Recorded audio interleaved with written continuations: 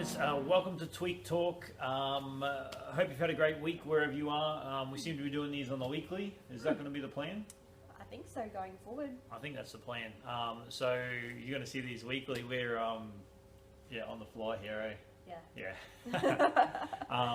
So today's episode, we're going to talk about weight loss. I think it's a buzz term. It's something that the media likes to talk about. It's in the magazines. It's something that people want to do as a general rule. I think I'd last checked, Australians were 60% overweight or obese. Australians are 60% overweight or obese, like the population. God damn. Okay. Hope it's going to be easier for me from this point on. So 60% of the population overweight or obese is what I was trying to say. So weight loss is something that's really common and something that we see on a daily basis. I'll turn that phone off. In the gym. So we thought we'd take this time to, I suppose, dig into weight loss a little bit, give you some context around what it is and how it works and what you're actually saying when you say I want to lose weight. Yeah. There is a lot more to it than just losing weight. There's a lot more that goes on internally than just losing weight, hey? Yep. And then what does weight actually mean? Like, what are we actually talking about? Exactly. It's definitely a buzzword for sure. 100%. I think there's a lack of information and maybe a lack of education around weight loss. I get the feeling when people say that I need to, people are usually really adamant about it. Like, someone will come in and say, I've got to lose 5 kilos. And my thought is like, how do you know? Yeah.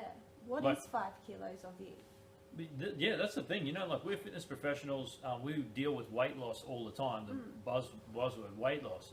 And someone comes in and says, I've got to lose 5 kilos. I've got to lose 10 kilos. I'm thinking, where does that number come from? I think now that we know more information too, like, we're more scientifically up to date with what our body's actually made of. I think, like, When you say we, who do you mean? As a whole. Okay. Like, probably. Yeah, I totally get what you're saying. But, like, I think as a profession, we're more sort of up to date with what our body is made of. But I hope so too. But, like, 20 years ago when Weight Watchers was a craze, everything was about losing weight. Yeah. But Weight Watchers is still huge. I know, but like, they business. don't take into account like muscle mass. They don't take into account body fat mass. They don't take into account water and fluid retention and all of that sort of thing. Whereas you see us, we're really sort of honing in on that now. Whereas back then it was like, oh, I need to lose 5 kilos. But what is 5 kilos? What are you losing? Are you losing 5 kilos of water? I don't even think it's back then. I think it's now. Yeah, I think it's carried on to now, like, as a population. But I think, as a profession, we're getting. Well, it feels like you and I, in this industry, it feels like we're getting more educated around, like, how weight loss is very individualized. It's not a one size fits all. Yep. You can't just lose 5 kilos the same as Johnny over there lost 5 kilos, right. Or the same as Sandra lost 5 kilos. Yep. Like, you are made up completely different to both of those people. So I think what we need to do is, first of all, dig into where the idea of weight loss comes from. So I think I see it quite a lot in people that they have a preconceived idea of what the number on the scale should say. Yeah. So although we've been fighting for years and years and years to get people off the scale, we want them off the scale and not using that as a focus point, because it doesn't tell us the whole story. It tells us only the complete weight of ourselves at that particular point in time. Yeah. Whereas I think people from the general public have an idea like Mum was a size 12 and she was 58 kilos. So when I'm a mother at 30 years old, I should be a size 12 and 58 kilos as well, or something, whatever your context is. But it's related to a number on the scale. So that's where I think people are coming in and saying, that's why I need a hard 5 kilos loss, because instead of 55 kilos right now, I'm 60 kilos, which means I'm 5 kilos overweight.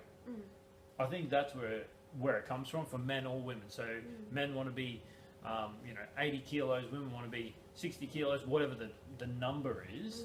But I think what we have to do is dig into a little bit more what that number is, what that means. Yeah, and what we're actually looking at there. So I think the thing for us, we've been trying ever since we've had the business, trying to move people away from the scale, because the scale gives you one idea. So right now I'm drinking a coffee, which is, just say that's 250 mils. It's not, but just say that it's 250 mils. That jug is probably 250 mils. That's a bucket. Yeah, that's a bucket of tea. But if Rylee were to jump on the scale prior to that, and then after that, she'd be 250 grams heavier or thereabouts. And if her goal was solely fixated on what the scale said, then she'd say, man, I've exercised every day this week, which she has. She's eaten exceptionally well this week, which she has. And I've got on the scale and I'm 250 grams heavier than what I was on Monday. This week is a failure, and therefore I'm a failure. How many times have you heard that? We hear that on the regular. I'm up 2 kilos. I'm up 1 kilo. I'm up 0.5. You know, a kilo is a poo. That's nasty, but it's true. But it's true. Yep.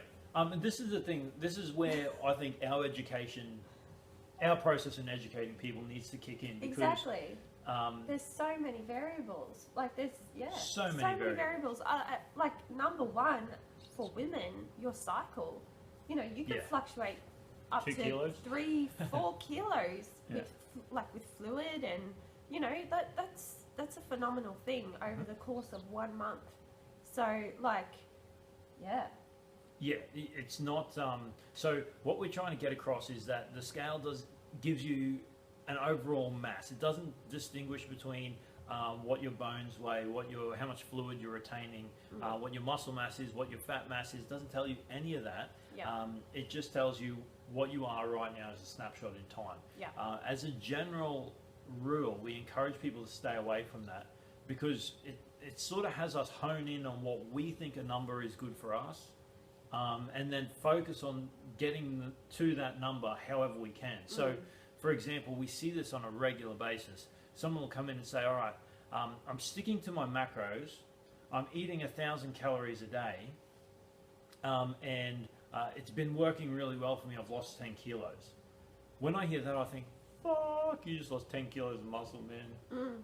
Maybe it's not 10 kilos of muscle, but as a general result, in that situation, I've not met a human yet that is getting adequately nourished from 1,000 calories a day. It just makes no sense to me. So as a general rule, I look at that and say, man, that muscle mass has to be going, because you just can't sustain a muscle mass on that amount of calories. And you know, as you would all know, muscle mass weighs a lot more than what fat mass does. So just to put that into perspective for you, muscle mass weighs a lot more than fat mass. It's more dense. It's a lot more dense. And, you know, I think too, I'm just going to go on a little tangent here. With people on a low calorie, like how many people have we had like in the last sort of month or so come in and say, I'm on 1,600 calories like a grown man, or I'm on 1,200 calories and I've plateaued. I feel like I'm putting on weight. The scale's going up, and I'm feeling a lot more like podgier around the stomach and blah blah blah blah blah. Survival mode, 100%. Hey, so when you're undernourished, you will lose, like if you've got a significant calorie deficit, you will lose weight up to a certain point. And then the body will hit survival mode. So your cortisol levels will elevate. Door slamming. Your cortisol levels will elevate. That's your stress hormone, and that signals to the entire body that you're in survival mode and you are starving. So your body doesn't know whether you're in a deserted desert with no food and water, or if you're in your house with an abundance of food and water. That stress hormone kicks in anyway. That stress signal is a stress signal, plain as day. So, you know, if it actually, it is designed to save your life. So you're going to hang on to fat and fluid. Anything that goes in, it's automatically going to put it into fat stores, because you need those fat stores to survive. The metabolism is going to slow right down. So it's going to, like your basal metabolic rate, it's going to slow right down. So you're not going to be utilizing anything really as energy. Everything's going to be going into fat stores as stored energy. You're going to become really awake and alert, because you need to be. If you're out in the desert, you need to be awake and alert. So your sleep cycle is going to really struggle, which is another major thing with fat loss. Yep. You know, you need to have like a healthy fat loss. You need to have really good sleep. Yep. And then your muscle gets and your broken muscle down. mass, yeah. So cortisol is designed to break down your muscle mass, to use your there's a lot of nutrients held in muscle, especially protein. It's made of protein. Yep. And it's really easy for the body to grab those nutrients out of the muscle when there's not anything, like there's not a sufficient amount coming in. So you become catabolic, which catabolic basically means catabolism. Yeah. Yep. So just means breaking down the muscle, and then the fat is coming up, because you need those fat stores as stored energy.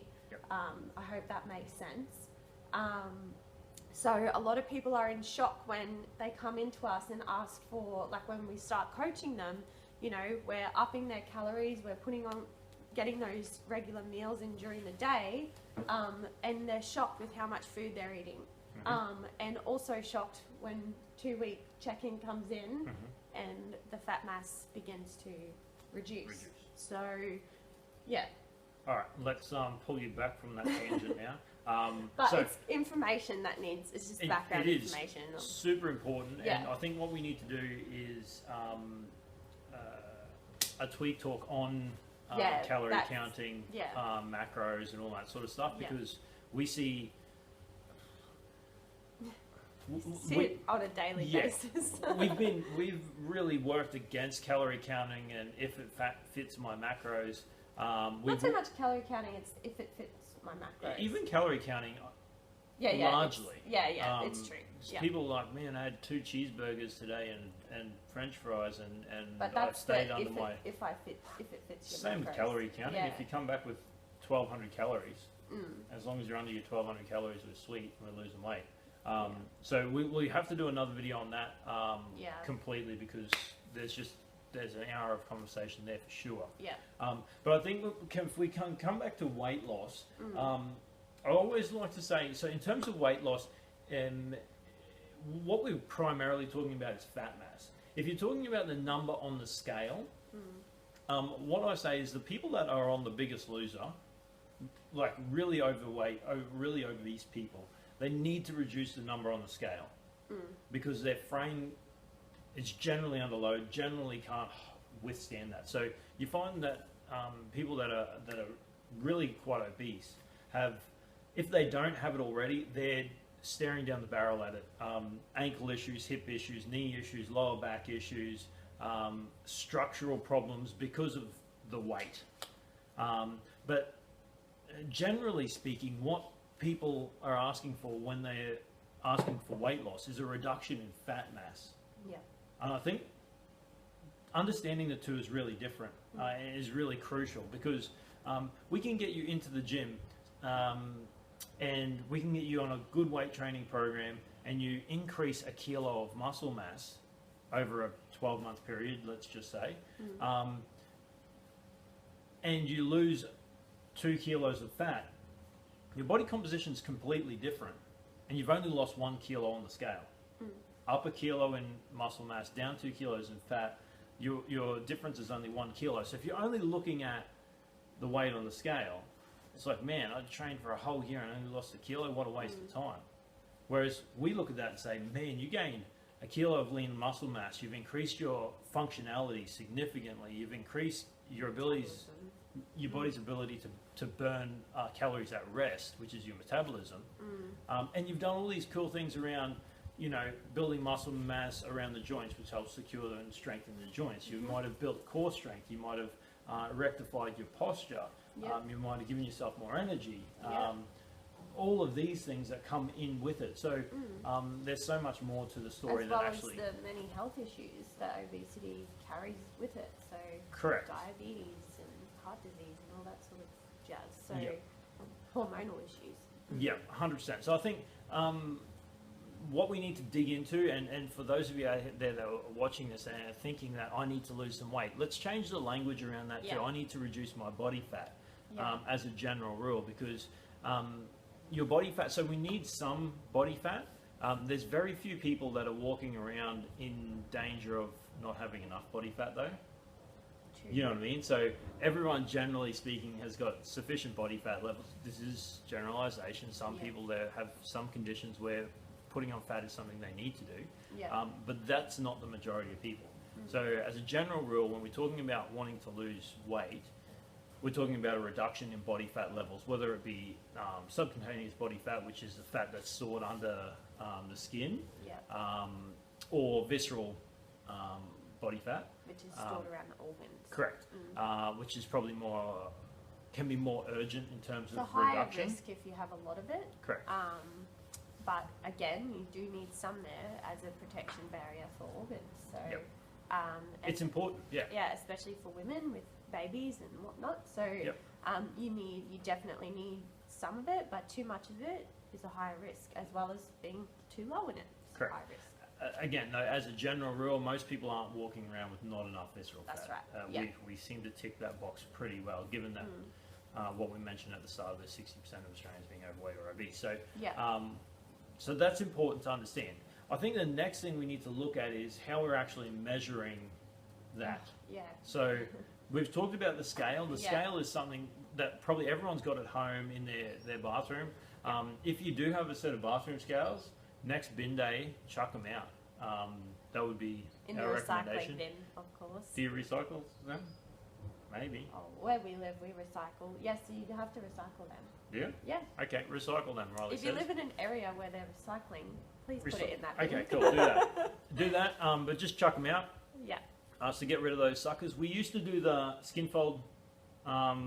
Calipers? Yeah, using the calipers, the fatometers, Yeah, like put pinching. them in the bin too. Yeah, look, if you don't have a... It's an easy measurement.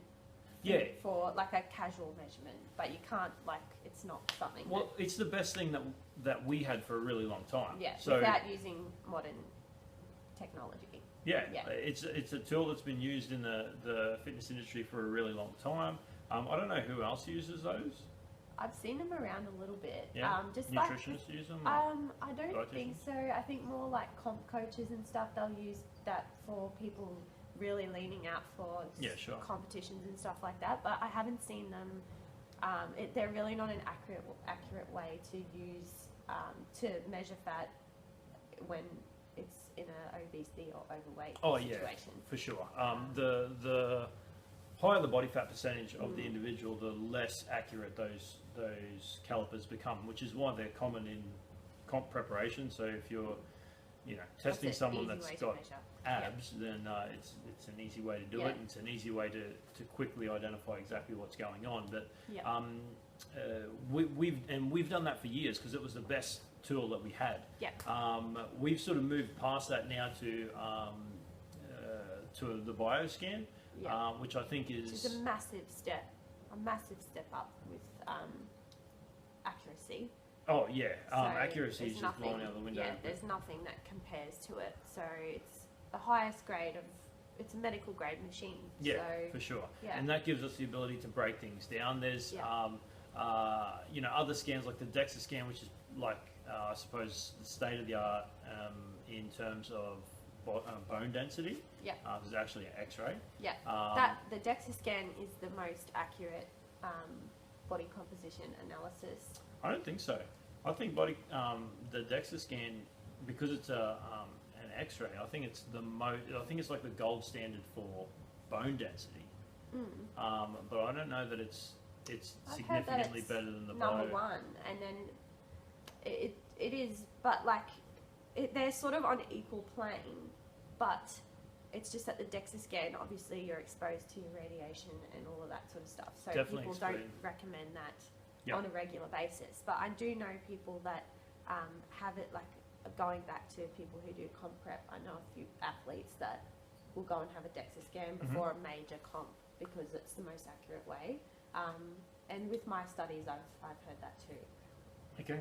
But with the technology that we have at the gym, with the Evolt 360 scanner, it works a little bit differently to a DEXA scan. So there's obviously no radiology involved. Yeah, no radiation at all. No radiation at all, but it works through magnetic fields, measuring the electromagnetic fields in all the tissues of the body.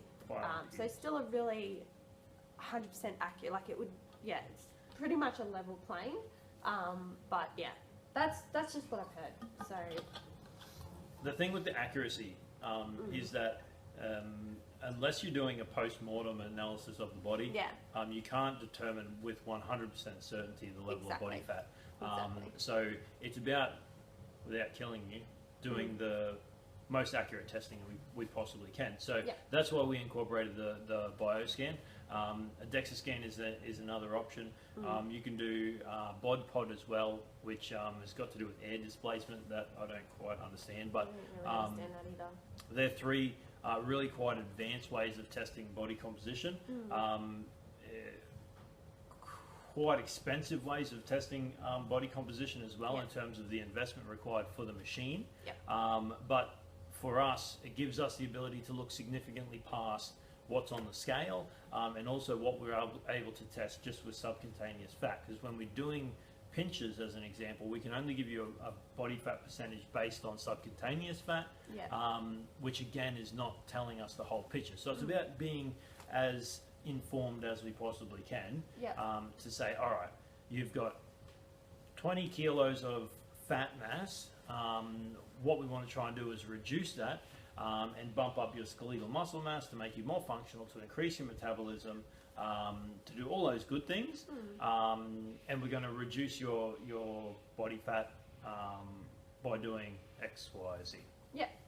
And it's an amazing way to sort of process it mentally as well. It is, So, I don't want to say there's not disappointment, but you can literally see what's happening in your body rather than using a scale and trying to guess what the F is going on because you've only lost 1 kilo.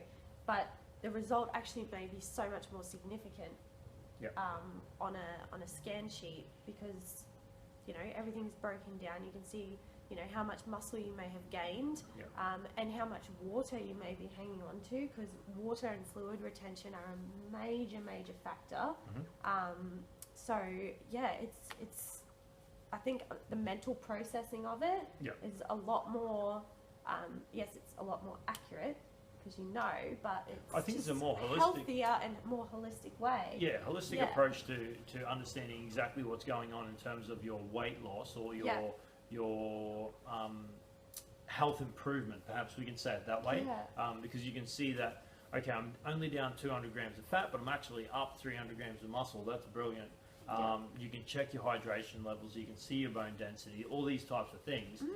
So you can see that the whole picture is improving. I'm starting to eat better, I'm starting to exercise more, and these are the results rather than, man, I'm still 55.5 kilos on the scale. And that's something that you can then take to a practitioner or your PT or whoever you're working with. And we can identify so much from those levels. Hey, we can identify hormone issues. We can identify if you're a girl. We can see where your cycle's at.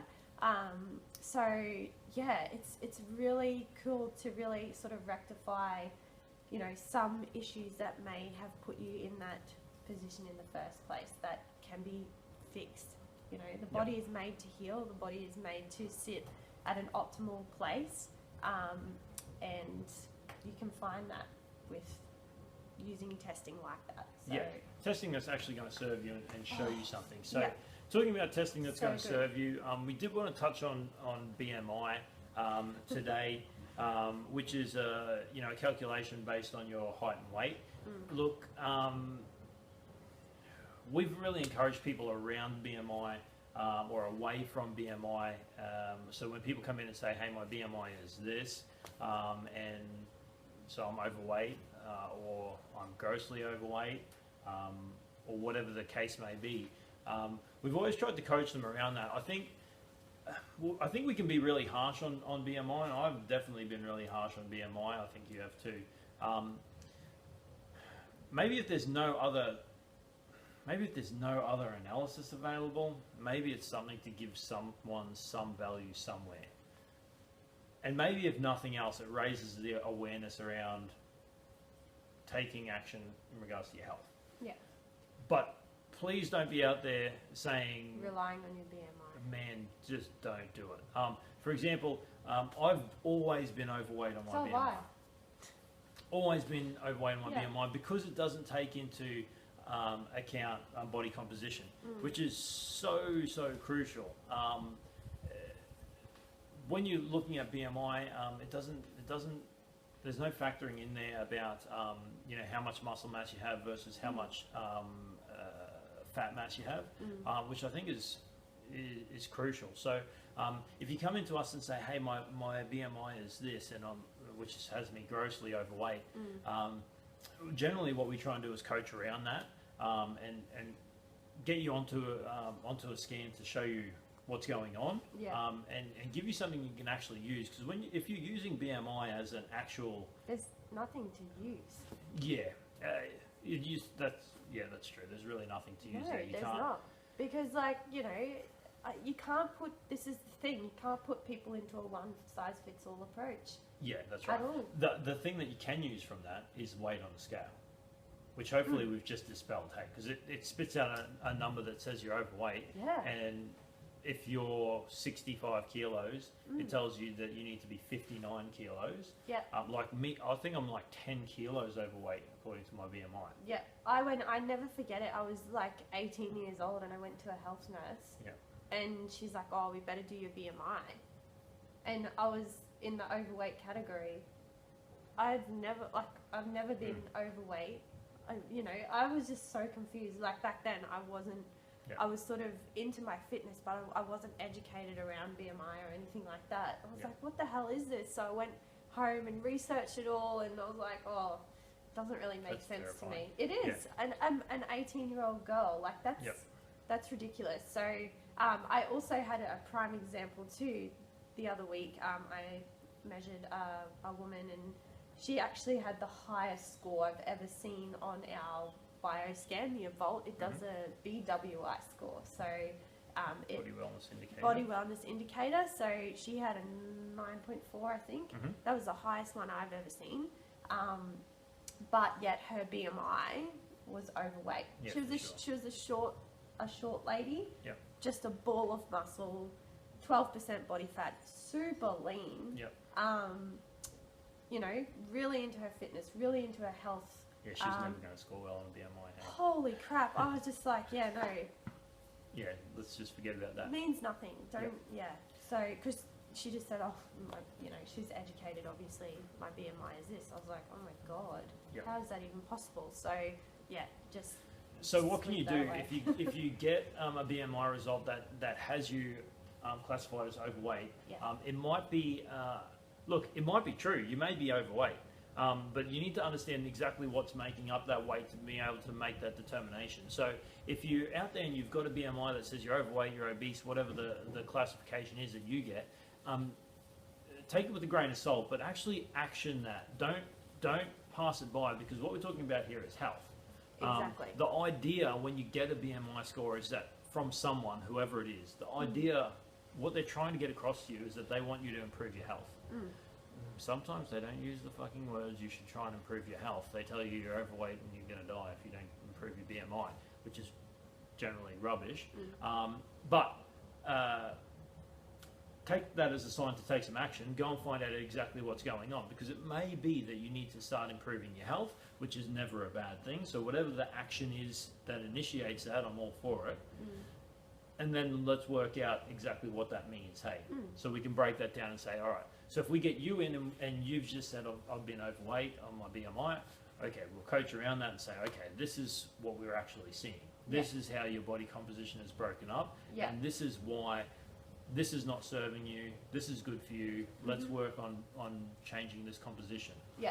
Exactly. Cool. Yeah.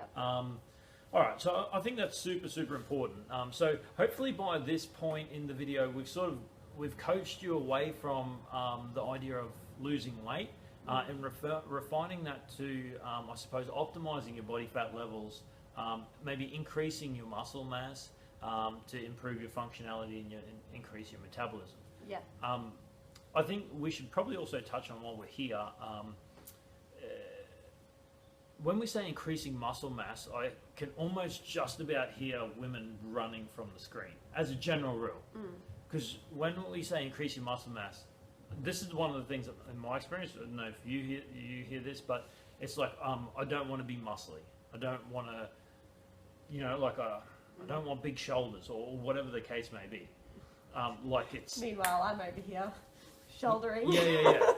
Trying to get my shoulders bigger. That's it. Well, it's a really common misconception that as soon as you pick up weights, you're going to blow up like Arnold. Yeah. That's really not the case. There's so very few people. Like, I don't know if I could count on one hand the people that I've worked with in the last 10 years that do that. Yeah. You know what I mean? There's a few freaks that can, but... Yeah, but like, could you count them on one hand that you've worked with? Oh, no. God. I don't think I've worked with anyone that can do that. That just puts on muscle mass instantly like that. It's super rare. So the chances are that's not you. Yeah. And girls, we aren't hormonally set up for that. Yeah, 100%. The amount of testosterone that's required to do that, compared to a man, it's very minimal. Generally speaking, I mean, if you've got a hormonal issue, like an androgen issue, then you're going to gain more muscle mass. Well, yes and no. There's a few much more complicated stuff that I'm not going to get into right now. But as a general rule, we're not hormonally set up to just gain muscle massive amounts like of muscle Arnold. mass. Yeah. Yeah. And when we see people with massive amounts of muscle mass, there could be something else going on there that we're not aware of, which is super common as well, and maybe topic for a different video. Definitely, that's a good topic. Yeah, interesting, hey? Yeah. So increasing your muscle mass is about increasing your metabolism and making your body more functional. It's not like when you get out of bed in the morning, it's not your fat mass that's getting you out of bed. It's your fat mass that's holding your butt in bed. Does that make sense? It's not actionable tissue. It's also not your bones or your skeleton. Correct. It's your muscles pull and push your Action, skeleton. everything. They're full of nerve endings, so they're constantly talking to the brain. So always full of blood, full of nutrients. They do so much for your body. So much. So it's always the muscles that are signaling you to function. Yep, and actually taking the action to get you moving. So if we can improve your strength, increase your muscle mass, it's only going to improve things for you significantly. So never shy away from that. So as a general rule for weight loss, we'd love it for you to think reduction in body fat mass, increase in skeletal muscle mass or lean muscle mass. Increase in muscle mass equals reduction in body fat mass. Also, the same. Yeah. So, cool. Definitely. All right, cool. So, I think what we can move on to now, so hopefully we've sort of drummed that in. Maybe what we can move into now is some takeaways that people can actually use to start doing that. Yep. Okay, cool. So, in terms of exercise, we get this all the time. What's the best exercise for fat loss? That's difficult to say because there's a number of things I think that play a role and we would consider vital for fat loss, particularly for optimizing fat loss. So if you're out there and you're thinking, what should I do to optimize my fat loss? We're going to tell you a combination of weight training and cardio. Yeah. Hey. So people say, oh, what sort of cardio should I do? I've heard HIIT training's really good, and I've heard, I can walk for 4 hours. I heard that's really good. And it's the cardio that you enjoy, I always say. Yeah, I think there's a couple of things. Hey, it's the exercise that you do is really good for you, because the exercise you don't do does nothing. Yeah. So that's one. I think everything that you do, I think you should have regardless of what your goal is, you should have weight training as a regular part of your week. Everyone. Even if you're only getting 1 or 2 sessions in a week, everyone, and I'd recommend more, but everyone should be doing some weight training. Minimal 3. Yeah, that would be ideal for Yeah. sure. And then your cardio training around that, the cardio that you're actually going to do is most important. So, as Riley recommends, the cardio that you're going to do super important. I would break Just it down. back to basics. Your resistance training and your weight training, resistance or weight training, is going to build your muscle mass. Yep. Your cardio is going to focus on reduction of fat. Correct. That's why we. That's why we do recommend it the like that. combination. Yeah. 100%. On that, an increased muscle mass requires more calories at rest, which also helps you burn fat. So Exactly. they sort of play off each other really well. So look, what if we break the week down just a little bit? So if you did 3 weight training sessions each week, Monday, Wednesday, Friday. Monday, Wednesday, Friday, I always try and like to team things up. So if you do 45 minutes worth of weights or 40 minutes worth of weights, you'd finish off with 20 minutes of cardio. Yep. So you round out your hour. So you do 40 minutes worth of weights, 20 minutes worth of cardio, do that 3 times a week, you've got a really good program. Yep. If you want to build out and do more around that, that's awesome. Yep. But if you're not doing anything at the moment, it would be ideal to build up to 3 days of weight training Yep. with at least 3 days of cardio. So it's Monday, Wednesday, Friday, weight training for 40 minutes, followed directly by 20 minutes of cardio of some kind, and then go from there. Yep. I think that's a really good base. Then when you want to start looking into things like, should I be doing HIIT training versus long slow cardio, then we're starting to refine things a little more. Yeah. Which is cool, and we Yeah. can definitely dig into that. And I think the more diversity in the training too is really important. Shocking the body. Yep. It's yeah, that's super important. Again, it's something that you will bring in as you sort of progress through your journey. Yep. But starting with the basics is really important, I think. Yep. Just keep everything really clear. Don't overcomplicate Don't things. overthink it. Don't overcomplicate it. Yeah. Just get moving. Just get moving. Yep. Get that resistance in. Get that bit of cardio in. Cardio too. You really want to get that heart rate up. So we always like to say that you know, you shouldn't be able to hold a fluent conversation while you're doing your cardio. You should have your heart rate up just enough and be sort of sweating and not being able to hold that fluent conversation throughout that 20-minute period. So 100%. So the example is if you go walking with a friend of an afternoon or a morning, yeah, if you can converse like Riley and I are now, walk a little faster. you need to walk faster. Yeah. If you've got a dog that you walk, and you can hold steady conversation because the dog likes to pee at every light post, Yeah. maybe you have to take Maybe the dog take for a the walk. dog and then take it home and then you do your bit. Correct. It's super important. So Yeah. don't get us wrong. Taking the dog for a walk is better than sitting on the couch. But we 100%. want you to get a result in And terms it's of improving enjoyable. your health. Yeah. Yeah. 100%. I love taking my dog for a walk. He's the best. So, but he's getting older now and he's slow. So I know that if I'm having a walk in the morning, I'll do a lap with him, but he hates him the out. hill, so I'll bring him home and then up the hill I go Yep. and really finish off strong. So, yeah. Cool. That's super important. I think one of the things that we're going to drill into forever and ever and ever is eating real food. You're going to hear that probably in every single Everyone, video. yeah. That's one of the things that we really want to push and get across to people. So if you're having Pop-Tarts for breakfast, Or waffles. or whatever, it doesn't matter, whatever it is. If it fits my macros crazes at the moment. Yeah, whatever it is. Can we Clean it up. Yeah, can we try and put the focus around eating real food? Because I think what we're trying to look at is changing the mindset from deprivation. So if you pick up one of them fucking horrendous magazines that tells you that you're too fat, that you can buy at the end of the aisle at the checkout, you know, at Woolies or whatever, then it's going to tell you about, 10 foods that you can eat low in calories and just taste amazing, all that sort of stuff. And it's going to coach you on how diets are depriving you. Yeah. Now, I think that's just completely the wrong approach. We need to be focusing, I think, our efforts on the foods that nourish us. So it's like, I'm going to eat this for breakfast, or I'm going to eat this for dinner because it nourishes my body and actually makes me feel really good. Yeah. Not because, not go into this like, I can never eat cake ever again. That's the whole we're trying to fight against that. It's literally swapping out the ingredients of the cake to a cleaner alternative, and you can still have the cake and eat it too. Yeah. That's, and it actually serves you. Exactly. So, you know, there's so many, you know, if you want waffles for breakfast, make your own waffles. Kmart sells a waffle maker for $25. Yep. You know, look up on Google paleo waffles, or, you know, clean waffle recipe. Or do the work and eat the fucking waffles on Sunday morning. I don't mean to be offensive, but if your thing is waffles for breakfast, I'm like all for it. Go have a pile of waffles like this with ice cream and custard or whatever it is that you do. Yeah, once a month or once a fortnight, or, you know.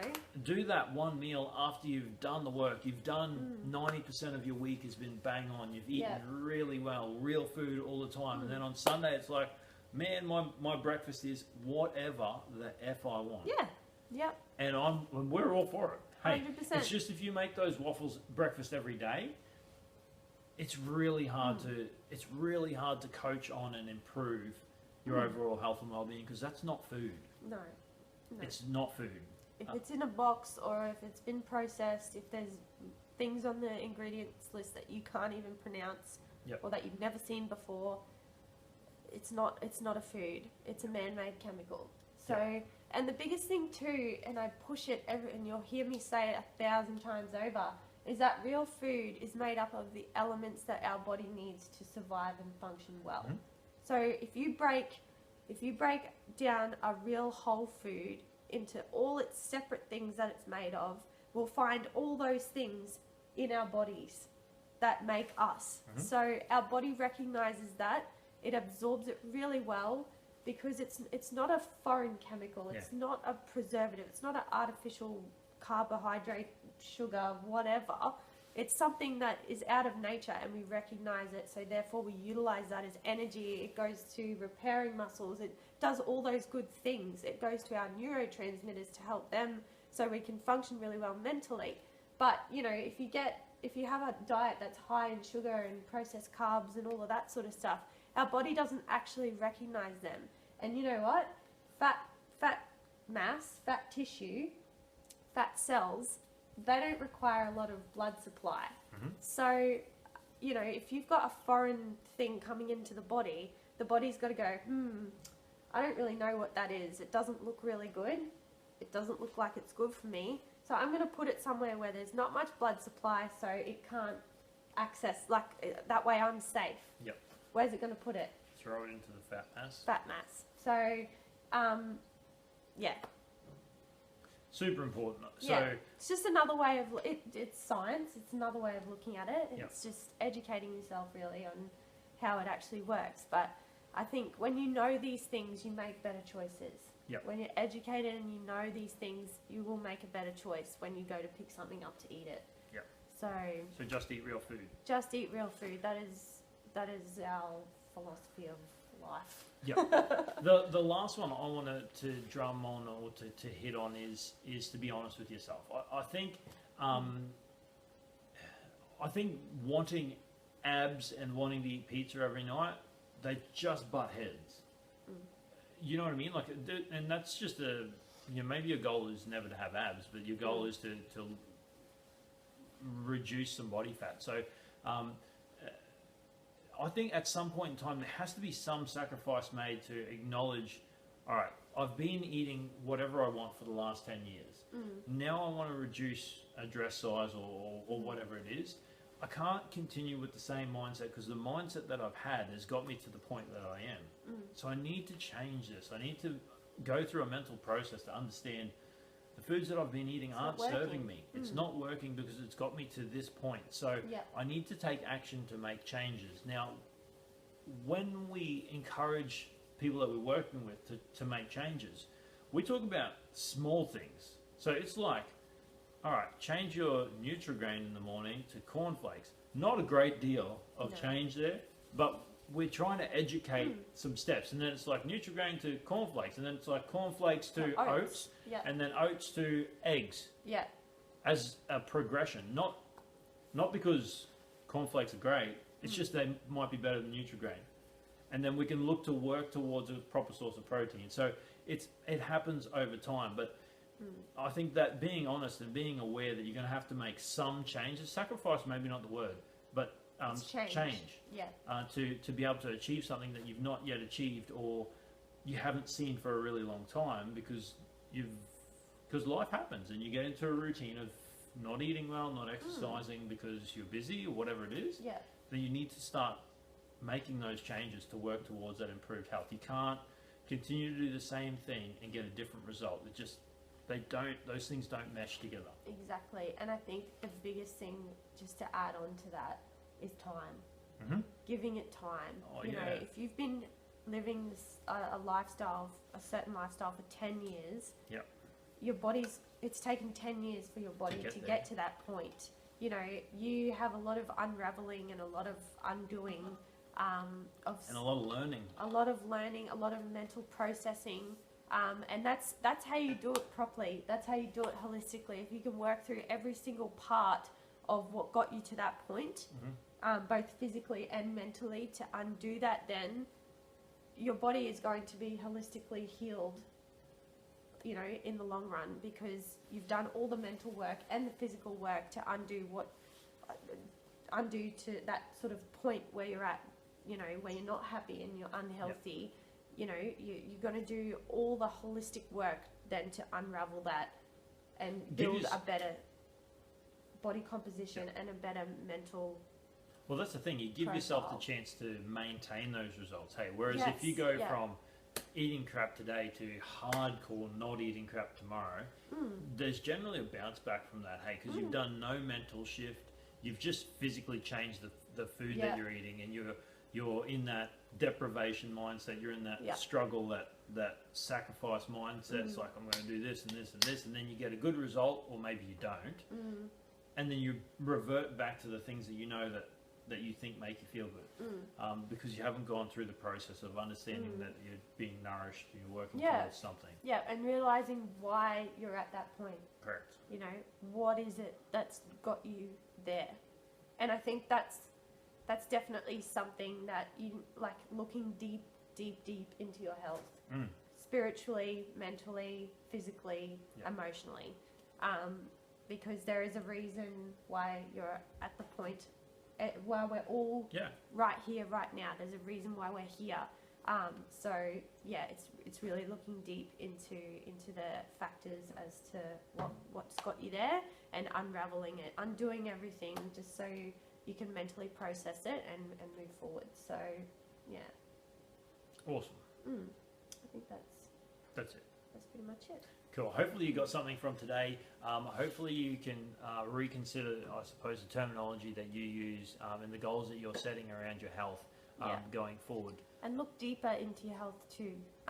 You know, don't just stop at a number on the scale. Or, you know, look a lot deeper into what's going on in your body, and you might need someone to help you do that. So, you know, whether it's a PT, whether it's a naturopath, whether it's, you know, your GP, whatever, seek someone out to really help you, and make sure it's a holistic way of going about it. You know, there is no quick fix here. That's one thing we didn't touch on, is that a pill, you know, there's 1,000 of them, but we should try and encourage against them. A pill isn't going to get you a holistic result. That's right. You know, a fat-burning shake isn't going to get you a holistic result. You want a process that's going to nourish you, make you stronger. Weight loss surgery also. You want a process that's going to nourish you. It's going to make you stronger, both physically and mentally. And, you know, that's going to deliver a result. So, that's important. Really important. Cool. All right, guys, we're going to stop there. Hopefully you can take something from that. Hopefully the information that you found in there was of use. And if you need any more information, or you want to have a chat, please reach out. This is what we do every day. So it's something that we're really, really passionate about. And we love helping people. So if you have some questions, or you want to start your journey and you're just not really quite sure where to start, please reach out, because we can definitely point you in the right direction. 100%. You need to find out exactly what's going on first so you can be informed and make your decision going forward with all the information that you need. That's crucial. And sometimes you just need someone else to bring clarity. So, yeah. Cool. All right, guys, that's it for another week of Tweet Talk. Go forth, be healthy, and we'll see you again next week. Next week. Take care. Bye.